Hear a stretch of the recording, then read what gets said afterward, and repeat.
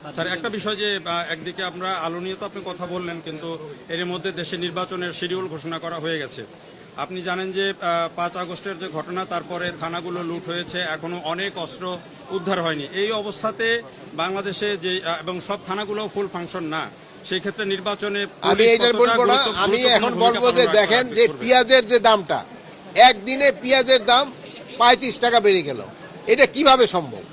এটা এই যে ধরেন যে মোবাইলের যুগে এই কার সাথে কিন্তু পেঁয়াজের দাম বেড়ে গেছে।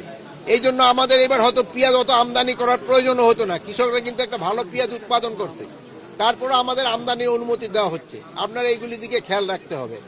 পেঁয়াজের দাম 70 টাকা এই মুড়ি পেঁয়াজ, আর যেটা নিয়ে ওই আগের পেঁয়াজ আসছে যে ওইটা 80 টাকা না আসা পর্যন্ত আমরা পেঁয়াজ ইম্পোর্ট করতে থাকবো। আর আজকে শুধু কৃষির ব্যাপারে আপনারা প্রশ্ন জিজ্ঞেস করবেন, ভাই একটা প্রশ্ন করছে, এটা আমি আরেকদিন উত্তর দিই। আলুর ব্যাপারে আছে, আমি আগামীকাল না, আলু এখন আলু শুরু হয়ে গেছে। আরেকটা আপনারা এবারে এনশিওর করবেন যে নেদারল্যান্ড থেকে যে আলুর বাক্সগুলি আসতেছে, ওই বাক্সগুলির মধ্যে দাম থাকে।